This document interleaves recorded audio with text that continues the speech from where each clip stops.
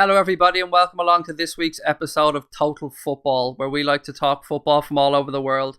Joining me this week, I've got two of the usual suspects in Phil and Gav, but as a special guest this week, we actually thought we'd bring on somebody that actually knows something about football. So we've invited Matyas from Nemzeti Sport from Hungary on. Matyas, it's a pleasure to have you join us, mate. Thank you for inviting me. Hi guys. Please let me apologise in advance for our lack of knowledge in European football, but we'll try and blag and lie our way through the show as best we can. Okay, and I'm going to apologise for my accent and the use of weird expressions, but hopefully everyone will be able to understand me. Oh, it's okay. We'll have Gav. Gav can do sign language in the background, can't you, Gav? Just to make up for it. Yeah, 100%, whatever you need. They'll understand you more than me, Matyas, so I wouldn't worry about it. Okay. Lads, there's nowhere to start when we're talking about European football. The only place we can start is Neymar. And we've spoke about this to death, Matyas, but I'd love to get your view on that whole transfer. I know you're a Barca fan, so I understand that still crying. This runs deep with you. Look, I think when they put in their buyout clause, 222 million euros, probably they thought at Barcelona that nobody will ever pay that release clause. But there is a French team who actually has the financial means for that. And they did it. And probably there was a lot of money in it for Neymar's dad, who can get around 30 million euros in commissions. There will be a net wage of 30 million euros a year for Neymar. I'm sorry, I don't really know it in pounds. So basically Barcelona was helpless. And I was quite surprised because I think there is a small number of clubs which, if they want to hold on to their key players, they can. I would say Bayern, Real Madrid, Barcelona, maybe a few clubs belong to this club, but it seems like Barcelona has been, let's say, mugged by Paris Saint-Germain. And also, probably there is a personal aspect for Neymar. They said he wants to step out of Messi's shadow because in a few years he would have been the symbol and the face of Barcelona, but it seemed like he didn't want to wait for that, and he wants to build a legacy at Paris Saint-Germain and maybe win the Ballon d'Or there. We'll see if it's going to happen. Otherwise, professionally, the move doesn't really. So I don't think he gets to a stronger team. I don't think he has a bigger chance to win the Champions League. Of course, probably they're gonna dominate the French league. Although last season Monaco won the French league, but probably it's not in a bad way. It's personal glory hunting for him, I think.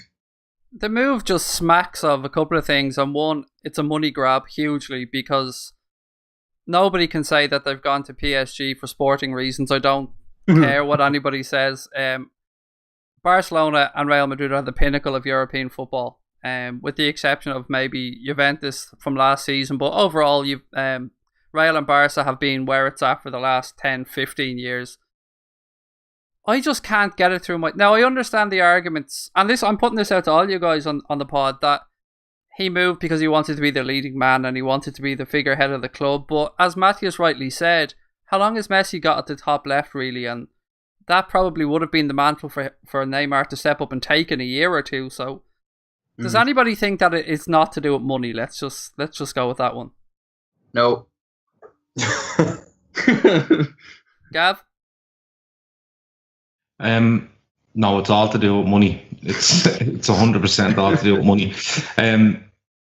Like Matyas has said, you know, he's not moving to a better league. He's not moving to a better club. Stepping out of Messi's shadow. If he gives it a year or two, I think he's well out of that shadow.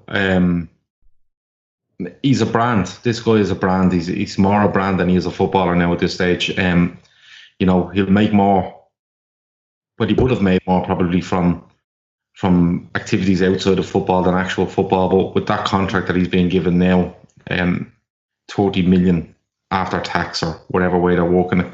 He'll probably make the same again off endorsements because he's probably being promised everything from Paris Saint-Germain, But as Matthias said, Barcelona were one of these clubs that if they wanted to keep the players, they kept them.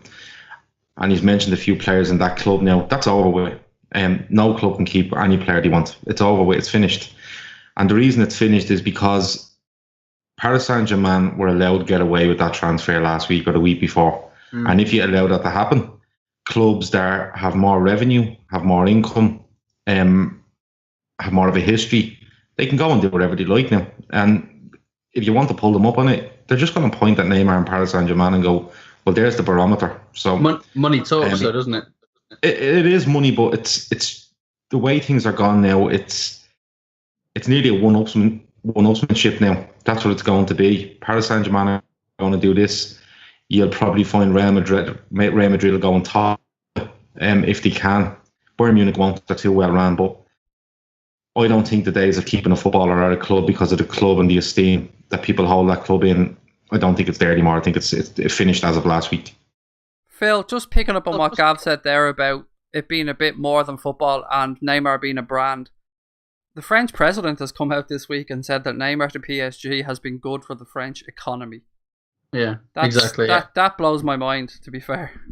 Yeah, I mean, it's one of those things, isn't it, where, when players sign for a club, like Ronaldo, for example. I'm talking Ronaldo a few years ago, leaving Manchester United and going to Real Madrid.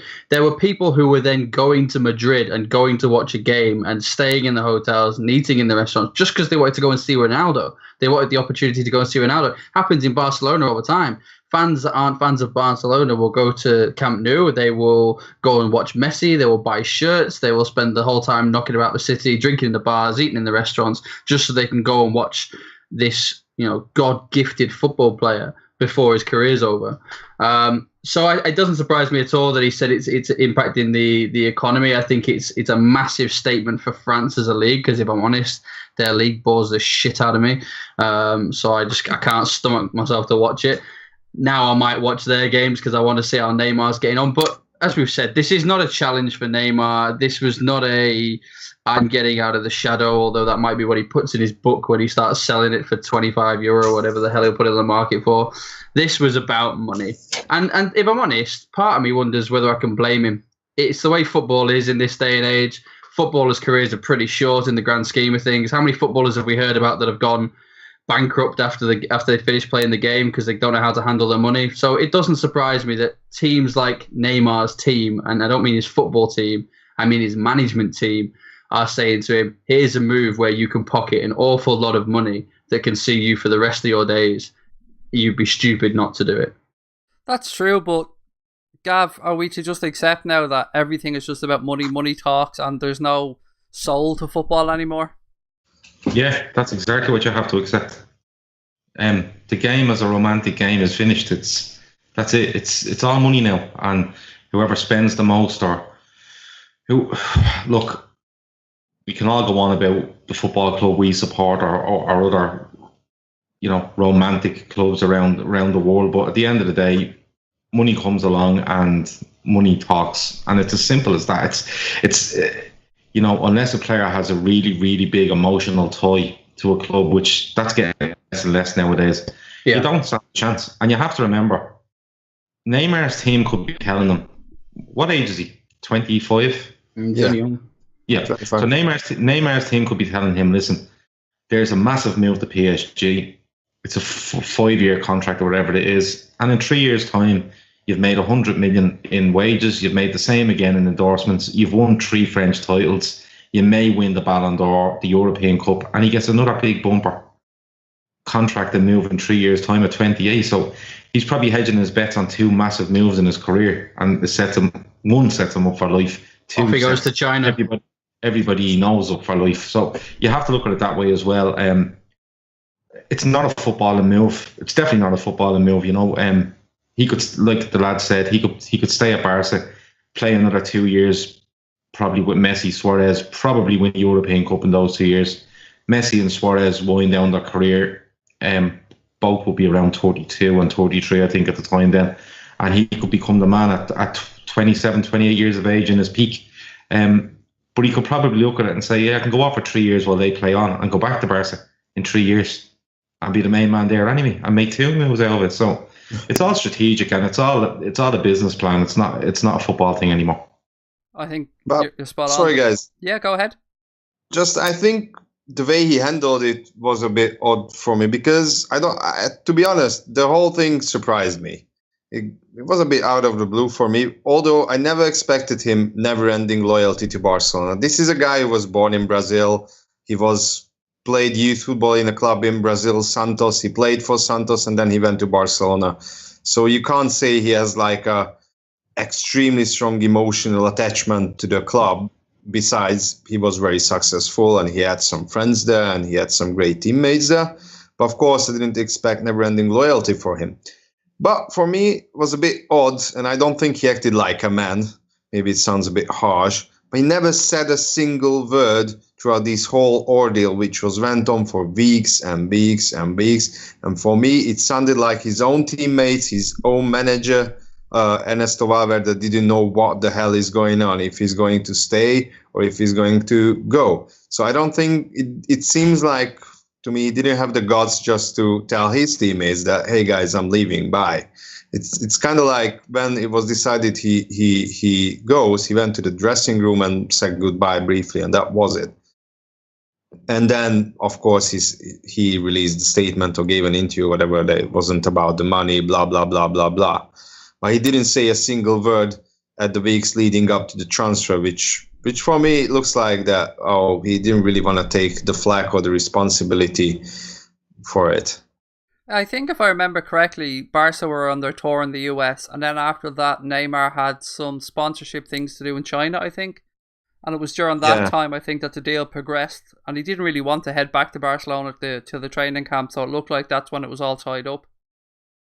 Yeah, that was an interesting day. I read 3 different sources on that day within 1 hour. One saying he's going to Qatar, the other said he's going to China, the third said he's going to Paris, the fourth said he's going back to Barcelona.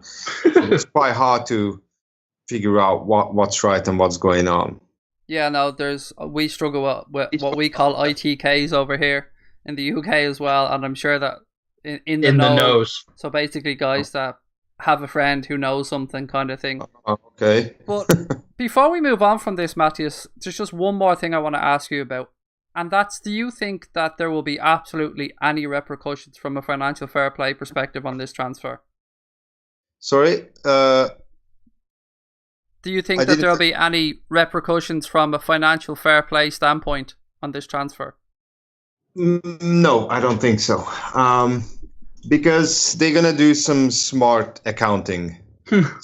They're not going to do it. So it's not, my English with economical terms is not the best. But this sum, this 222 million, it's not going to appear on their accounts as a lump sum.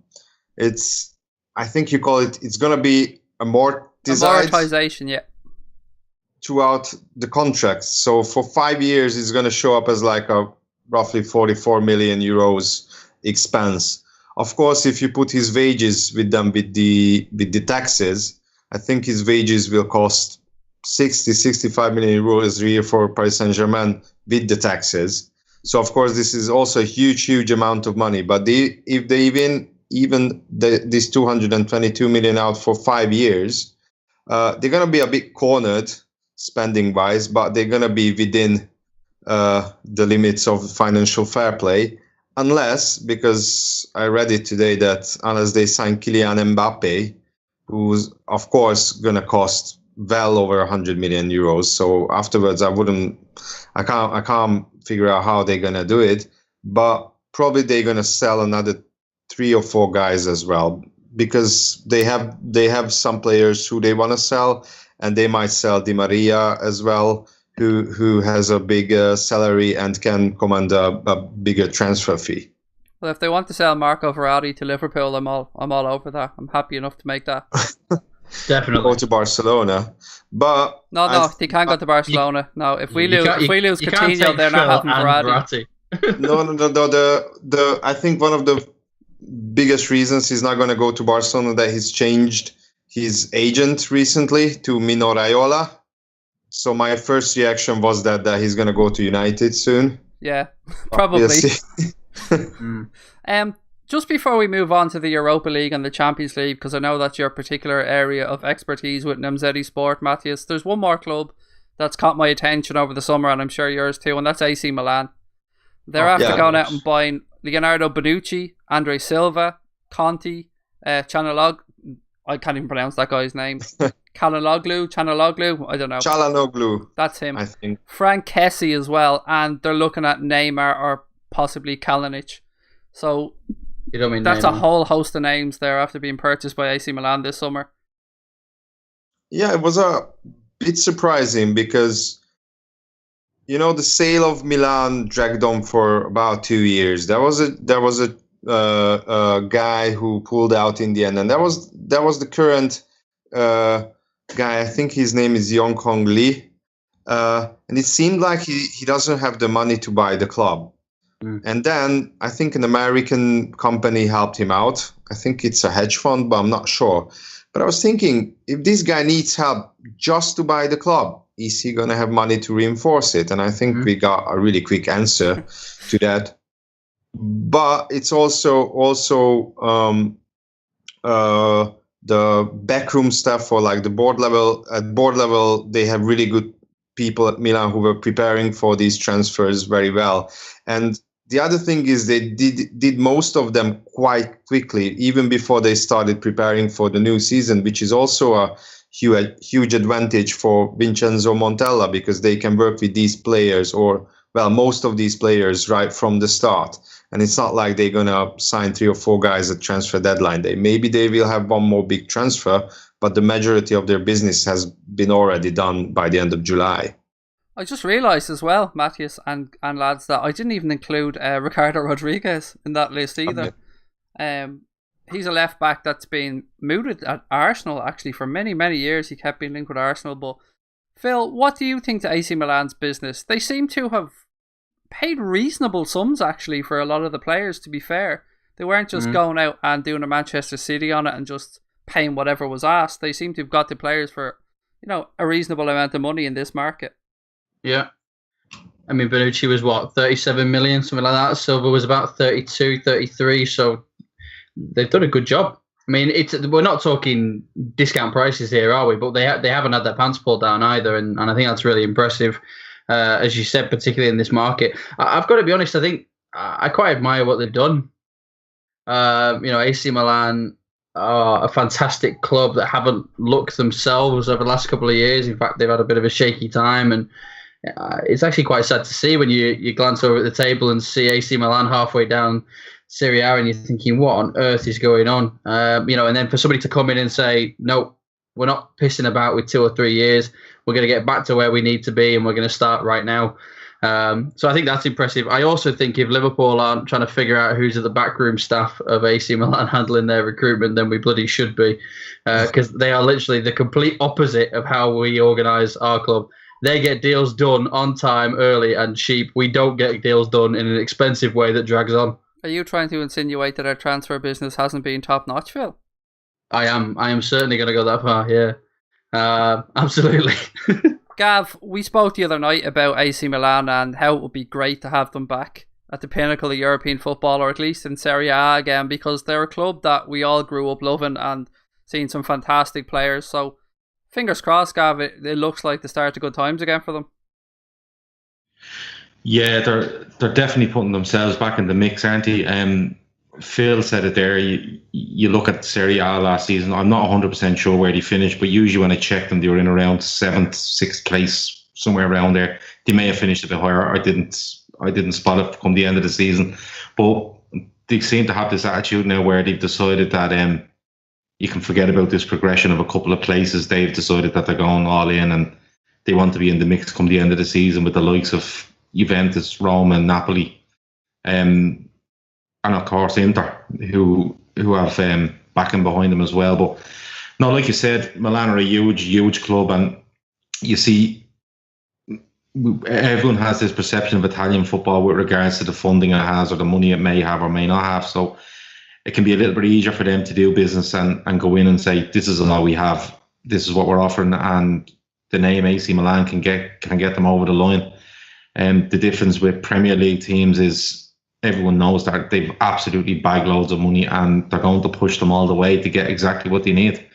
But no, Milan will definitely be a force in Italy this season, and I'd expect them to push hard for the Champions League spots this season. Thank you very much. This week, lads, sees the return of Champions League and Europa League qualifying, the last qualifying round for each competition. And we know Liverpool are involved in a tricky tie at Hoffenheim, but Matyas, what I wanted to ask you was, are there any other ties that stand out for you as having possible upsets in them, or maybe a shock or two?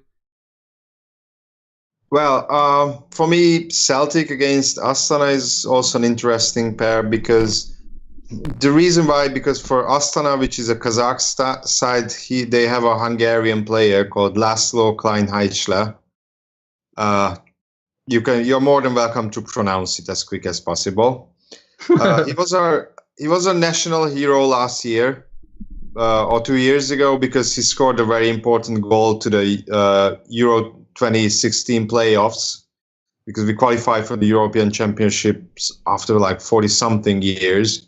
But his career has been a bit derailed since then. And he signed for this Kazakh side, and he's playing regularly. He's playing okay.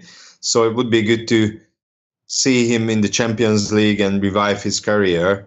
That's why this tie interests me. But of course, mainly it's the Hoffenheim-Liverpool game. I think that's it's beyond doubt that that's the biggest game of the qualifiers. And unfortunately, I'm quite sad, because I would have loved to see both teams in the group stage, but can be only one of them. Yeah, Hoffenheim were a great story last year in the Bundesliga. Young manager, really progressive team about the style they play in, and they were just pipped by Dortmund in the end to that automatic qualification spot. So it's not going to be an easy tie. And Phil, I'm not looking forward to Tuesday, mate. I don't know about you.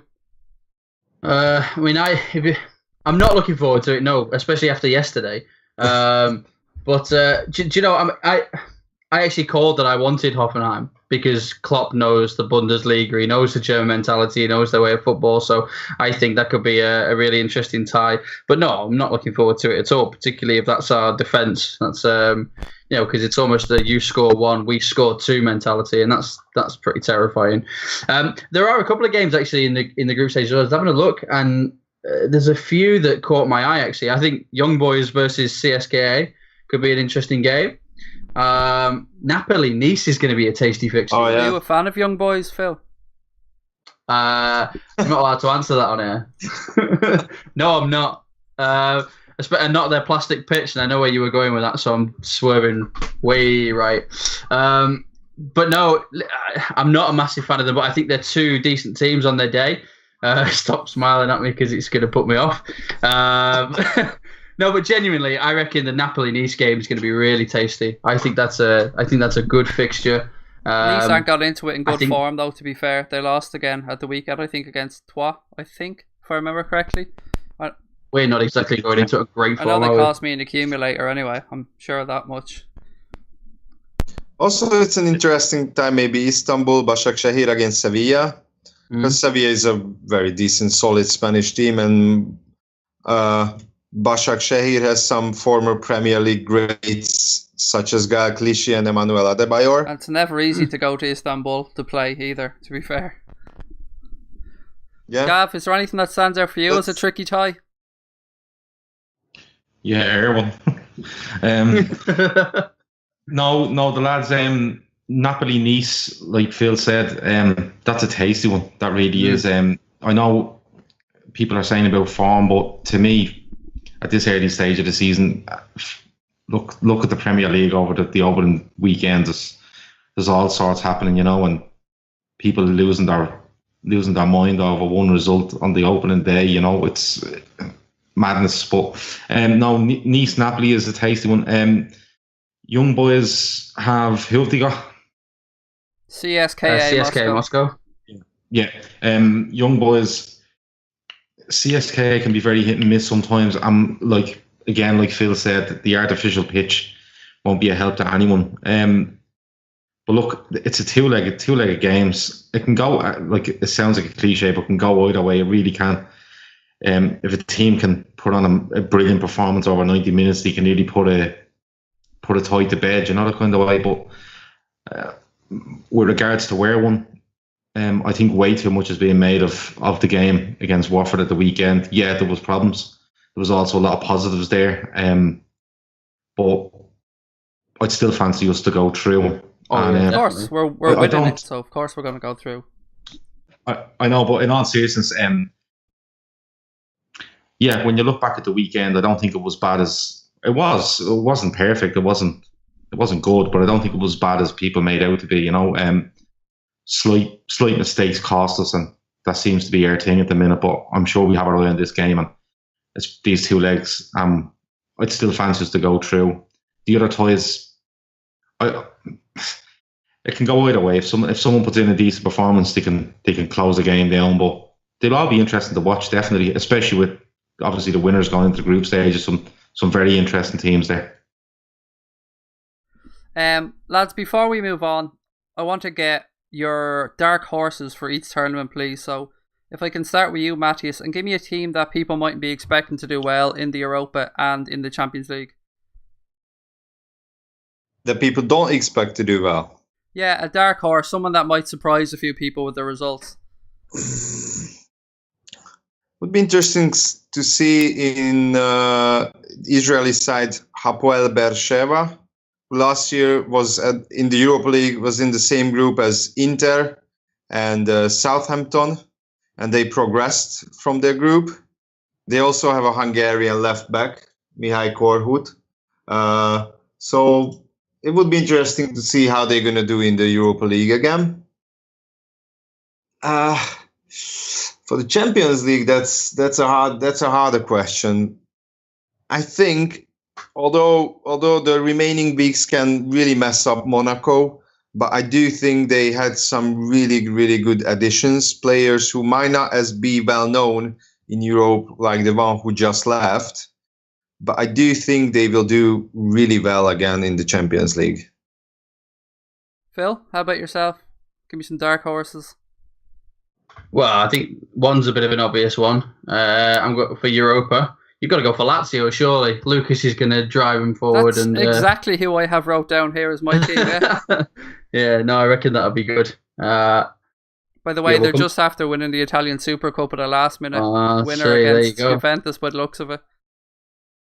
I'm going to guess that wasn't Lucas. No, I didn't see who it was, to be fair. Well, I think it's safe to assume it's not Lucas. But no, they're going to be my dark horse. I don't reckon they'll win it, but they would be my dark horse. They're ones to watch in this tournament. And I'm going to go for Leipzig in the Champions League. I think Leipzig could be an interesting shout. Been watching them. Sorry, go on. Be the former Liverpool goalkeeper. Yeah. Well, youth team. Do you know what? I think they're really versatile, and that's what I like about them. They know how to shut up shop as well, and I've seen them play. They don't have a manager who just sticks with this rigid tactic. Attacking games, counter-attacking football, long balls, sitting back. They will spice it up and mix it up depending on the team, and teams like that can be a real pain in the arse to play against in a cup competition because if they just stick 11 men behind the ball, they're a nightmare.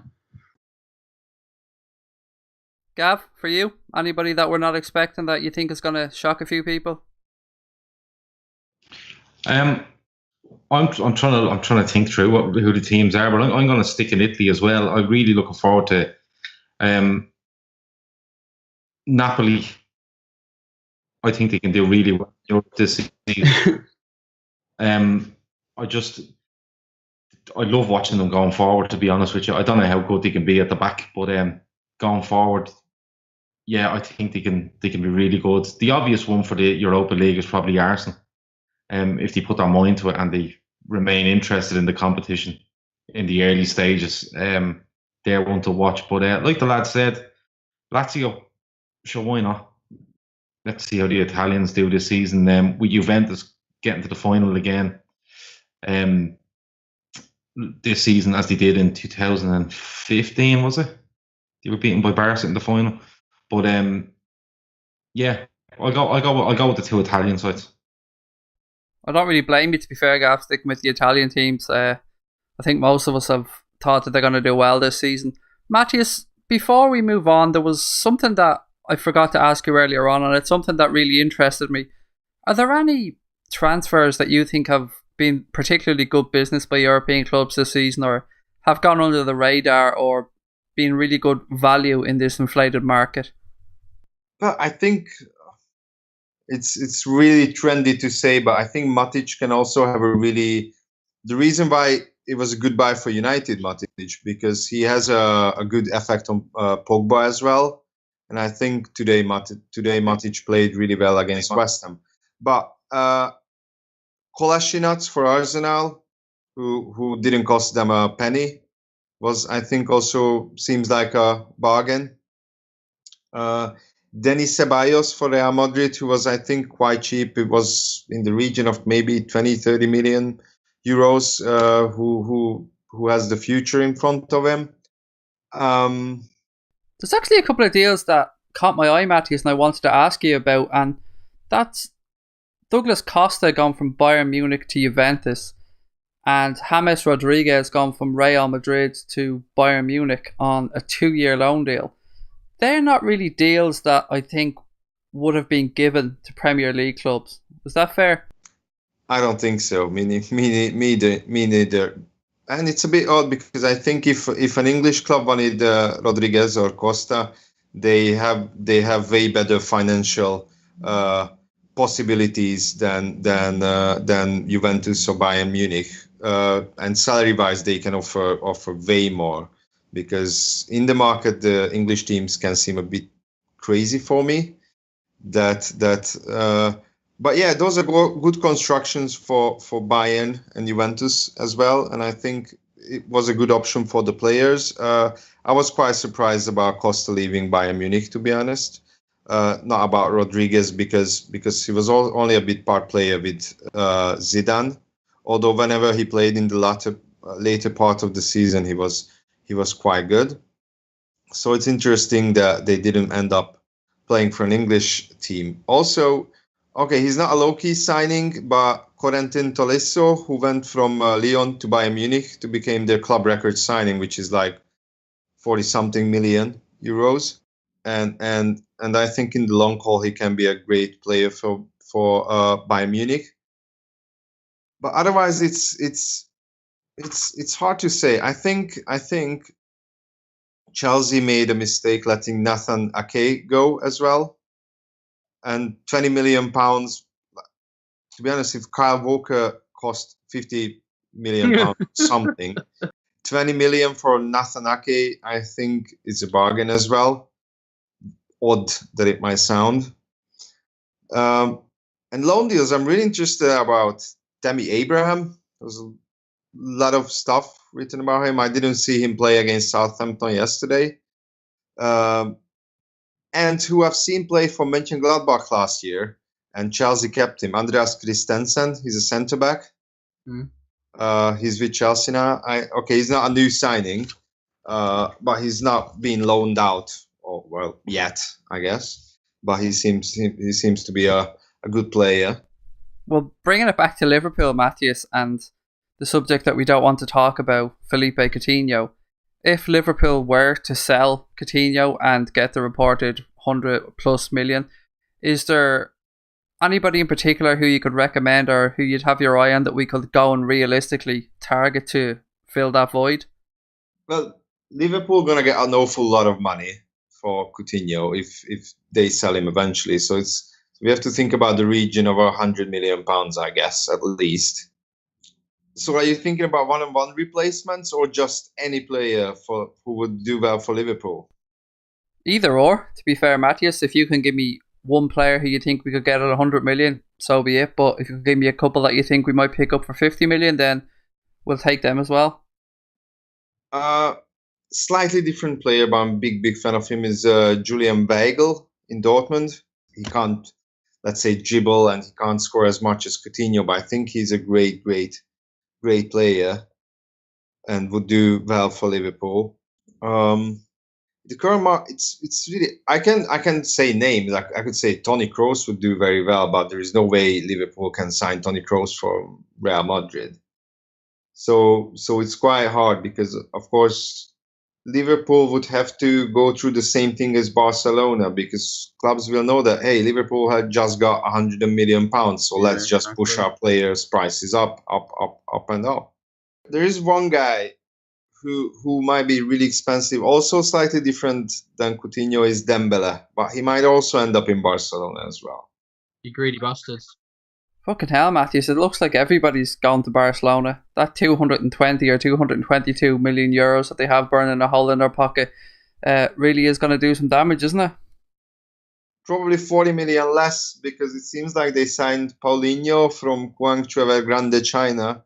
So they spent about 20% of the Neymar money on a player who I don't think they need, because they already have like 75 midfielders with different characteristics. So they didn't need to have the 76th midfielder. But it seems like Barcelona's board want to show, let's say, power by spending that money recklessly and quickly. Jesus, Phil, spending money recklessly isn't something that the Liverpool board could be accused of, is it? We have money burning a hole in our pocket and we can't get rid of it. Are we trying? I don't know. I mean, we've got the money there, haven't we? We've had a couple of players now that it needed a bit more money to get the deal across the line, and some people will say we should have walked away, other people will say we should pay it. I'm personally in the camp that if you want a player and we can get them, but for a certain price, and you have that money, then buy the fucking player. It's not difficult, is it? I mean, if you look at our squad now and you say, if you look at the reported signings that we were supposed to be bringing in, they would walk straight into our first team and make us look much stronger for it. So, yes, okay, we're talking a lot of money. Sometimes I think fans carry on like it's their money and they're going to have to start paying it out. It's like, oh, no, I wouldn't buy him for 80 million. Well, it's not your fucking money. Shut up. If the club want him for 80 million and has a good season, you're not going to give a shit out that we spent 80 million on him at the beginning of the summer. You're just not. So teams like AC Milan, who go and get their business done early, teams like Barcelona that are like a dog with a bone. Once they get there and they get the teeth into you, there's no letting go. They're gone. I think Liverpool need to form an identity in the transfer market other than just whinging little bitch, which I think is our identity at the moment. Whinging little bitch is certainly one way of looking at the transfer business done by Liverpool this summer. Gav, I know this is a bit of a tough one, but I'm going to go around everybody and ask them, who do you think is the standout team, or who's your pick to win the Champions League this season? The Champions League, to win it, I hate to say it, I can't look past Madrid. And the reason I can't look past them is they have a phenomenal squad. They're really solid. And they look the team that can blow you away if they need to, or they can go toe-to-toe and dog out a game with you and still manage to come out at the other end. It's probably an obvious choice, but I will go with them. And no, I can't really look past them. I really can't. I could try to give another option, maybe someone from England, but I can't see anyone getting near them again. Phil, Gav's gone for the safe choice and picked Real Madrid. What's your thoughts on this? Are Madrid a banker, or are there any other teams that might give us a surprise? I don't disagree. Yeah, I think Madrid are pretty nailed on for the Champions League, which is disappointing to say because I don't like Madrid, but I do. I think the interesting one this year is going to be Europa. I reckon we're going to have an Arsenal AC final with an AC win. That's what I'm going for. You see, the thing that gets me and annoys me about the Europa League is the teams dropping in from the Champions League and messing it all up. It really, really doesn't sit well with me. I think if you get knocked out of the Champions League, you don't finish in the top two places, tough shit. Just leave it to the guys in the Europa League to fight it out for the place, especially with the Champions League place as the prize now, along with the trophy at the end of it. So, yeah, no, I really, really don't like when teams from the Champions League drop into the Europa League. I agree with that, yeah. I think that's fair. I do think that's fair. Matyas, I'll turn to you now. We've had two Real Madrids. Can you see anybody else, or is it going to be a Real Madrid hat-trick? Real Madrid, unfortunately, because it's not just their squad, it's their squad size, it's how that squad is managed.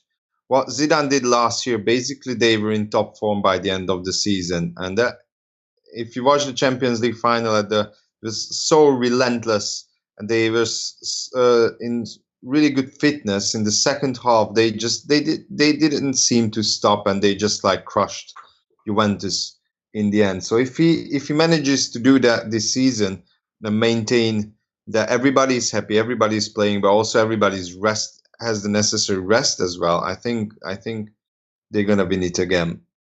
In the Europa League, it will be interesting to see Arsenal, Everton, and Milan how they're gonna play in that, because I do think for all three of them the priority is the league, whether to win the league or finish in Champions League places.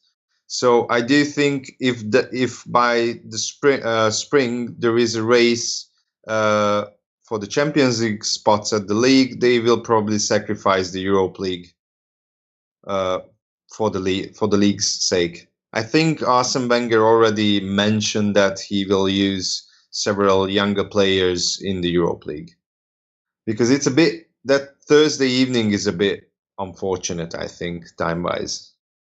Arsene Wenger certainly won't be a fan of the Thursday-Sunday football this season, that's for sure, but you know what? It's good enough for them. Matyas, there's one more subject I wanted to talk to you about before we let you go, and that's the Champions League final itself.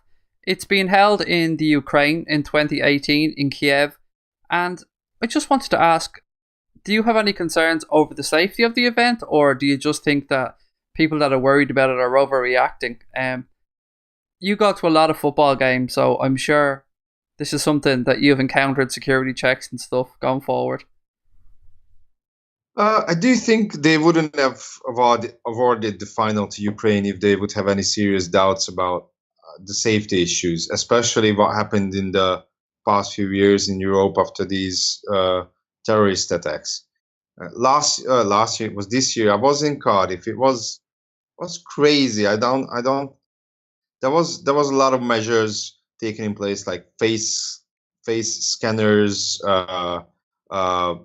dog units, God knows how many police. I think I've seen there was too many machine guns around me. Actually, that made me feel a little bit tense. Although that was an assuring feeling that, oh wow, they are in force and they are looking out for our safety. But also it was a bit concerning that they are here for a reason. But back to the original, and I think they did their job extremely well. Also, it was odd because that was the first major football game I watched with the roof closed, because they were concerned that somebody might fly in a bomb on a drone. So they closed the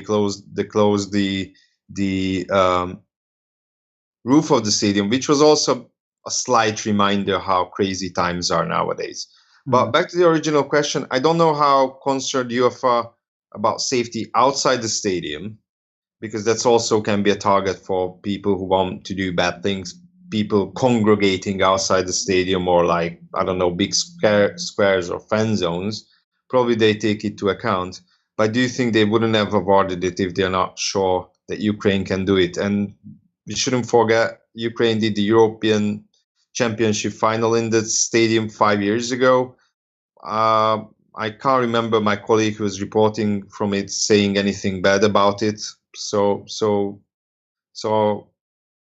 I think it's a good option. It seems like a good option. And of course, there is the conflict with the pro-Russia forces in eastern Ukraine. But it doesn't seem like there's going to be an all-out war in Kiev or in the vicinity of Kiev, hopefully. There's no denying that we live in a crazy world these days, and safety of fans at games has to be of paramount importance, and I'm sure that UEFA are doing their best to make sure the fans can get to the games in these finals and not have to worry about things other than the football.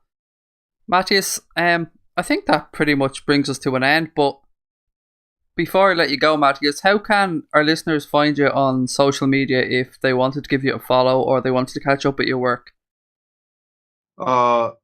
They should write in twitter.com/METTSZELI. Hopefully this wasn't too quick. Well, sure. If it was too quick, they can rewind it back and take it down. That's the beauty of podcasts. It's not live, and you can rewind it, you can fast forward it, you can do what you want with it. If you want to follow Matyas's work and you want to have a look at him online, the website that you can check out is nemzetisport.hu. So that's NEMZETIS sport.hu.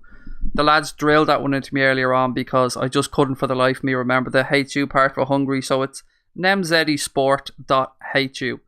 That brings us to a close this week. Huge thanks to Gav and Phil for joining me as always.